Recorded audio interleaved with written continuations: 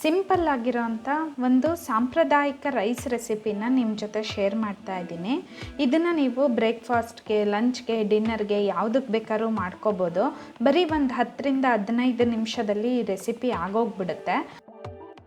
ಫಸ್ಟಿಗೆ ಇಲ್ಲಿ ನಾನು ಒಂದು ಪ್ಯಾನಿಗೆ ಒಂದು 2 ಕಪ್ಪಷ್ಟು ಅಕ್ಕಿನ ತೊಳೆದು ಇಟ್ಕೊಂಡಿದ್ದೆ. ಅದನ್ನು ಹಾಕ್ಬಿಟ್ಟು ಒಂದು ಸ್ವಲ್ಪ ಅದು ಮಾಯ್ಶ್ಚರೈಸರ್ ಎಲ್ಲ ಹೋಗೋ ತನಕನೂ ಫ್ರೈ ಮಾಡ್ಕೊತಾ ಇದ್ದೀನಿ.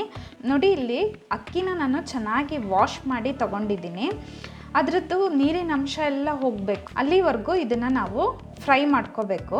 ನೋಡಿ, ಈ ರೀತಿ ಮಾಡಿ ಈ ರೆಸಿಪಿನ ಮಾಡೋದ್ರಿಂದ ರೈಸಿನ ಟೇಸ್ಟು ತುಂಬ ಚೆನ್ನಾಗಿ ಬರುತ್ತೆ ಮತ್ತು ಫುಲ್ ಉದುದ್ರು ಥರ ಆಗುತ್ತೆ. ನೋಡಿ, ಈ ರೀತಿ ನಾವು ಕೈಯಲ್ಲಿ ಮುಟ್ಟಿದಾಗ ಅದರದ್ದು ನೀರಿನ ಅಂಶ ಒಂದು ಸ್ವಲ್ಪನೂ ಇರಬಾರ್ದು, ಅಲ್ಲಿವರೆಗೂ ನಾವು ಇದನ್ನು ಡ್ರೈ ಮಾಡ್ಕೋಬೇಕು. ಈಗ ಒಂದು ಕುಕ್ಕರ್ಗೆ ನಾನು ಒಂದು 2 ಸ್ಪೂನ್ನಷ್ಟು ಎಣ್ಣೆ ಹಾಕ್ಕೊತಾ ಇದ್ದೀನಿ. ನೋಡಿ, ಕುಕ್ಕರಲ್ಲಿ ಮಾಡ್ದಲ್ಲೇ ಇರೋರು ಪಾತ್ರೆಯಲ್ಲಿ ಕೂಡ ಇದನ್ನು ಮಾಡ್ಕೋಬೋದು. ಇದಕ್ಕೆ 1 ಸ್ಪೂನ್ನಷ್ಟು ಸಾಸಿವೆ ಹಾಕಿದ್ದೀನಿ.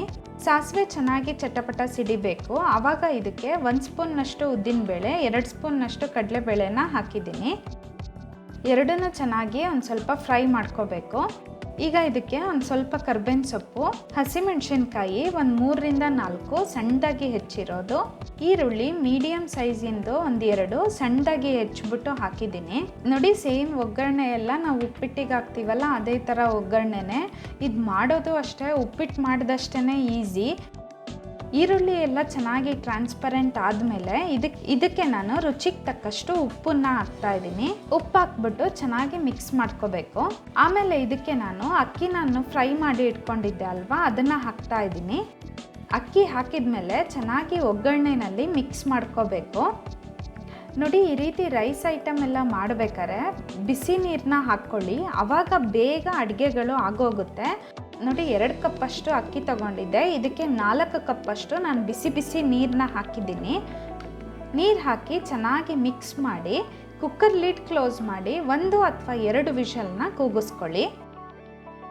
ನೋಡಿ, ಇವಾಗ ಕುಕ್ಕರ್ ಕೂಗಿ ಅದ್ರದ್ದು ಪ್ರೆಷರ್ ಎಲ್ಲ ಹೋಗಿದೆ. ಇವಾಗ ಇದನ್ನು ಓಪನ್ ಮಾಡ್ತಾ ಇದ್ದೀನಿ. ಈಗ ಇದನ್ನು ಮಿಕ್ಸ್ ಮಾಡ್ಕೋಬೇಕು. ಮಿಕ್ಸ್ ಮಾಡ್ಕೋಬೇಕಾದ್ರೆ ನೀವು ನೋಡ್ತಿರ್ಬೋದು ಅನ್ನ ಎಷ್ಟು ಬಿಡಿ ಬಿಡಿಯಾಗಿ ಆಗಿದೆ ಅಂತ ಹೇಳಿಬಿಟ್ಟು.